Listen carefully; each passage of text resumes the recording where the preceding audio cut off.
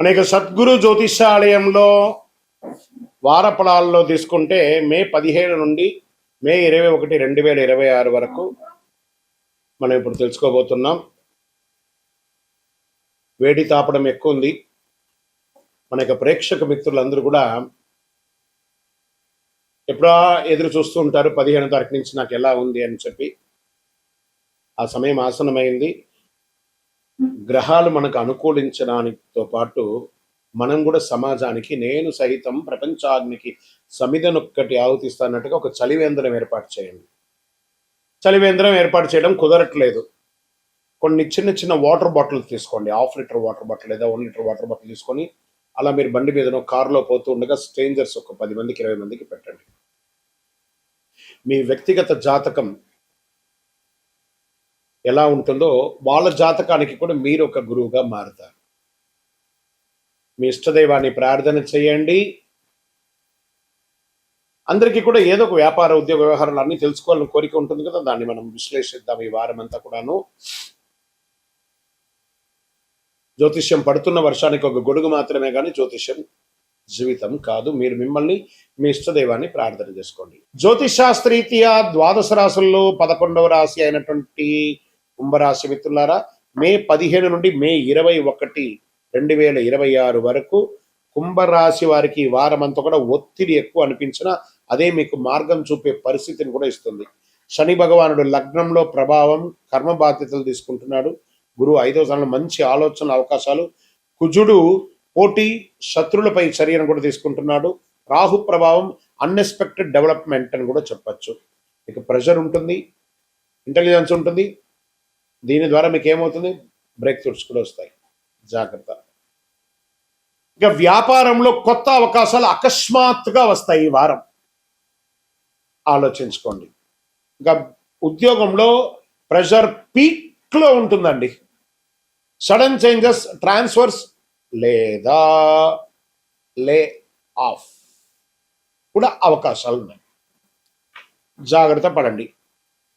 కానీ ఇది టెంపరవరీ మాత్రమే, మళ్ళీ సక్సెస్లోకి వెళ్ళిపోతారు. దానివల్ల భయపడాల్సిన అవసరం లేదు. ఫేస్ చేయండి ప్రెషర్ని, మంచి నిర్ణయం తీసుకోండి. ఆర్థికంగా ఇన్కమ్ ఇర్రెగ్యులర్గానే ఉంటుందని చెప్పచ్చు. Sudden gain, sudden expenditure. Budgeting చాలా అవసరం ఈ వారం అంతా కూడాను. కుటుంబంలో ఫ్యామిలీ టెన్షన్స్ రావచ్చు. మీరు సైలెంట్గా ఉంటే సిచ్యువేషన్ కంట్రోల్ అవుతుంది. రాజకీయ రంగం వాళ్ళకి ఇన్ఫ్లుయెన్స్ ఫెయిల్యూర్ అయ్యే అవకాశాలు బాగా కనబడుతున్నాయి. ఫ్లక్చుయేషన్గా కూడా ఉన్నాయి. కొంచెం జాగ్రత్తగా ఉండండి ప్రజాక్షేత్రంలో వెళ్ళినప్పుడు. లేదా ఈ వారం కొంచెం ఎక్కడికైనా వెళ్ళండి, ఆధ్యాత్మికమైనటువంటి టూర్కి వెళ్ళిపోండి. ఇంకా వ్యవసాయదారులకి కొత్త విధానాలను ప్రయత్నం చేస్తే మంచిది, మంచి లాభాలు వస్తాయి. కోర్టు కేసులు delay or fail. Sudden turn తీసుకొని మీకు నెగిటివ్గా కూడా వచ్చే అవకాశాలు ఉన్నాయి. జాగ్రత్త పడండి. షేర్ మార్కెట్ అన్ప్రెడిక్టబుల్గా ఉంది. నో, హై రిస్క్ అసలే వద్దు. విద్యార్థులు కాన్సన్ట్రేషన్ తగ్గుతుంది. డైరెక్షన్ ఎక్కువ మీరు చదువు మీద పెట్టండి. డిసిప్లిన్ పెంచితే ఇంప్రూవ్మెంట్ ఉంటుంది.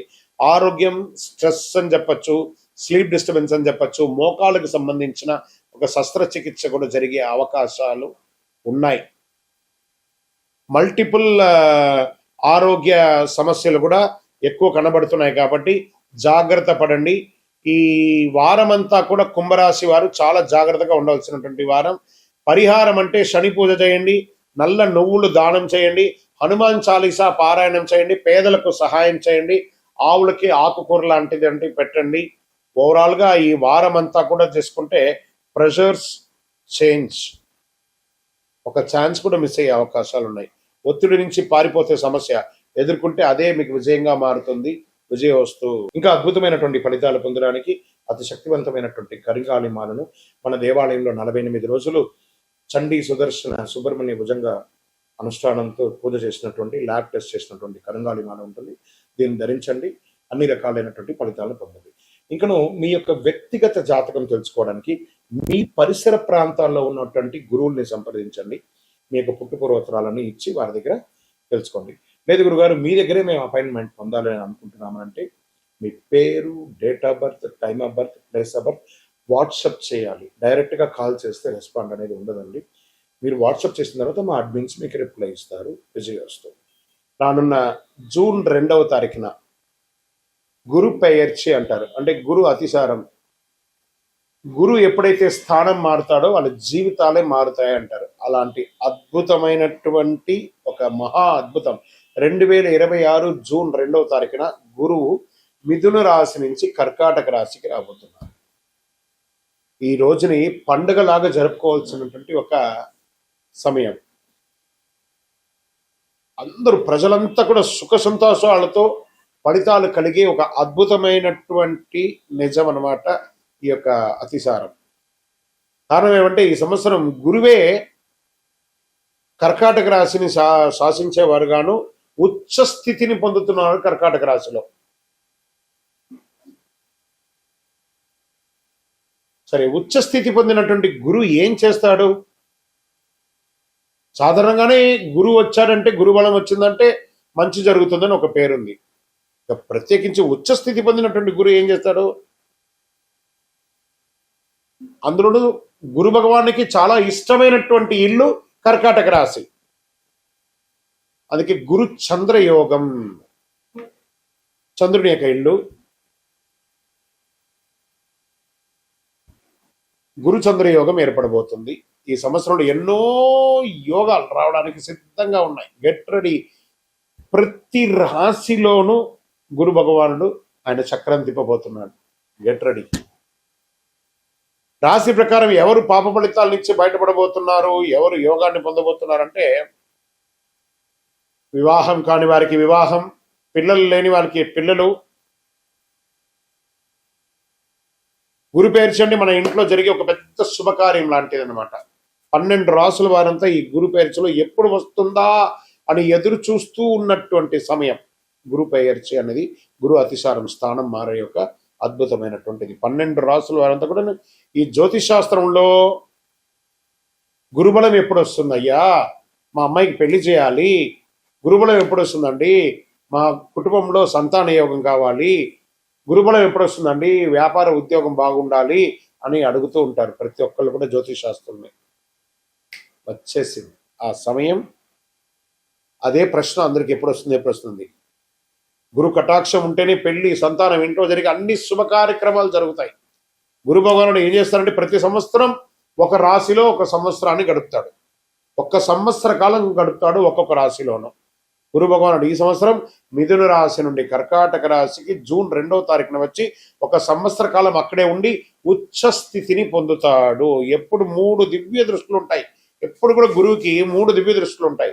గురు విషయానికి వస్తే ప్రత్యేకంగా చెప్పాలంటే మకర యాళి, కర్కాటక యాళి అని అంటారు. ఈ మకర యాళి అంటే వేదాలను దాచిపెట్టినటువంటి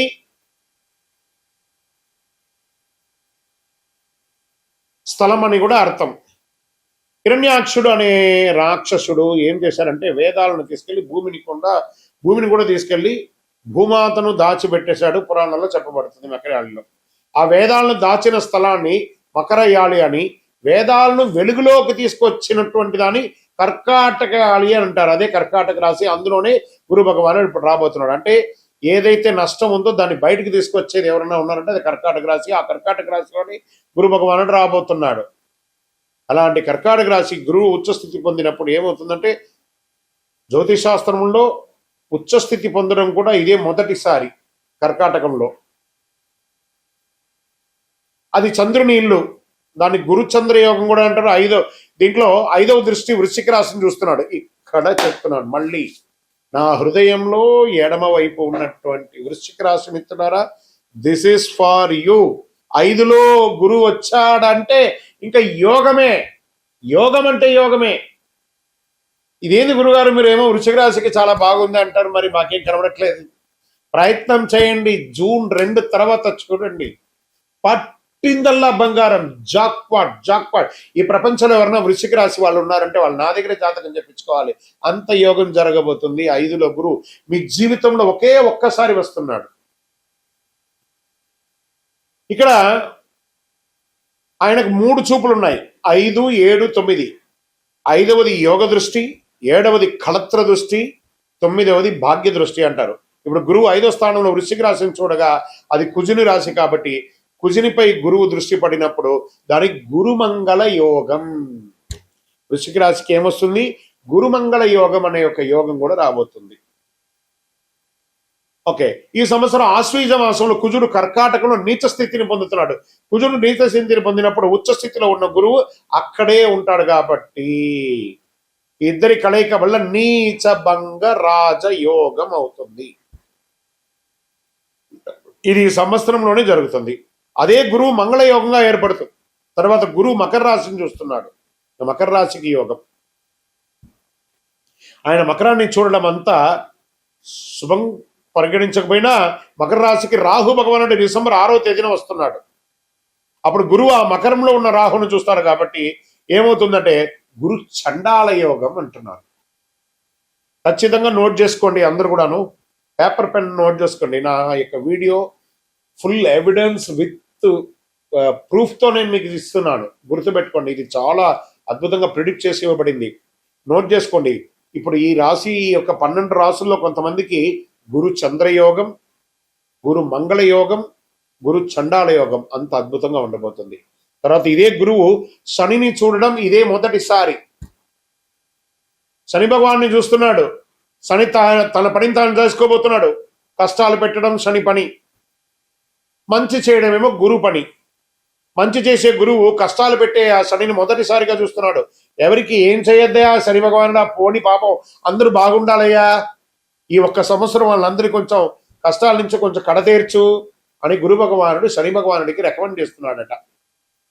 ఇందరికి ఈసారి మన ఇద్దరం కలిపి అందరికి మంచి చేసి వెళ్ళిపోద్దాం అని గురు భగవానుడు శని భగవానుడికి రికమెండ్ చేసి ఒక అద్భుతం, ఒక భావంలోకి వచ్చినట్టుంది కదా ఇది. గురు భగవానుడు శనిని చూడగానే ఏమవుతుందంటే శని తన విషపూరితమైనటువంటి దృష్టిని తగ్గించుకుంటారు. నాకు శని పట్టింది, ఏళ్ళనాడు శని పట్టింది, అర్ధాష్టమ శని పట్టింది, అష్టమ శని పట్టింది, కంఠ శని పట్టింది, జన్మ శని పట్టింది, పాద శని పట్టింది ఎప్పుడు భయపడుతూ ఉంటారు కదా. గురువు యొక్క చూపు శని మీద పడగానే ఆ వీక్షణ కాస్త తగ్గుతుంది. గురు భగవానుడు శనిని చూడడం ఏమవుతుందంటే తన విషపూరితమైన దృష్టి తగ్గించుకుంటాడో అవన్నీ అద్భుతాలు ఈ సంవత్సరంలో జరగబోతున్నాయి. అది అన్నిటికంటే ఇంకా గొప్ప విషయం ఏమిటంటే ఒకవైపు మకరంలో రాహు వస్తుంటే సింహంలో ఉన్న కేతు కర్కాటానికి వస్తున్నాడు. ఈ డిసెంబర్ 6వ తేదీన వస్తున్నాడు. ఎప్పుడు గురువు కేతు సంబంధం ఏర్పడుతుంది. గురుకేతు సంబంధం అంటే ఏంటి? కోటీశ్వర యోగం అంటారు. చూడండి గురువుతో ఎన్ని రాసులు కలుస్తున్నాయి. అప్పుడు కోటీశ్వర యోగం. మళ్ళీ రాసుకోండి, గురుచండాల యోగం, గురుమంగళ యోగం, గురుచంద్ర యోగం, అలాగే కుజుని వల్ల నీచభంగ రాజయోగం. ఇవన్నీ మీకు ఇవ్వగలిగింది ఒక్క గురువు వల్ల మాత్రమే అవుతుంది. ఇది సాధారణ గురువు కాదండి ఇప్పుడు వచ్చేది. ఉచ్చస్థితి పొందిన గురువు. ఆలోచించండి ఎంతమందికి ఏమేమి జరగబోతుందో. ఇవన్నిటికంటే ఇంకా గొప్ప విషయం ఏంటంటే ఈ సంవత్సరం పేరు శ్రీ పరాభవనామ సంవత్సరం. దానికి రాజు మళ్ళీ గురువు. గురువే రాజుగా ఉన్నాడు. గురువు అతిసారం అవుతుంది. ఎంత మంచిది చూడండి. ఈ సంవత్సరానికి రాజువే గురువు అంటే ఈ పదవి ఆయనదే.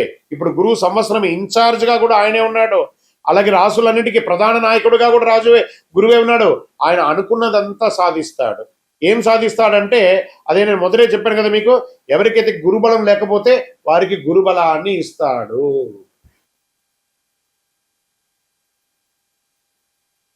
పెళ్లి సంతానం ఆగిపోయి ఉంటుంది కదా, ఉద్యోగాలు ఆగిపోయి ఉంటుంది కదా, వాటి అన్నింటినీ కూడా క్లియర్ చేస్తాడు. బంగారు వర్షం లాగా కురిపిస్తాడండి. ఇది ఎలా ఉంటుందంటే మేషరాశి వారికి ఏళ్ళనాటి శని ఉంది, కుంభరాశి వారికి కుంభరాశి వారికి ఏళ్ళనాటి శని, మీనరాశి వారికి ఏళ్ళనాటి శని, సింహరాశి వారికి అష్టమ శని, ధనుసు రాశి వారికి అర్ధాష్టమ శని. ఒక శుభవార్త రాసుకోండి.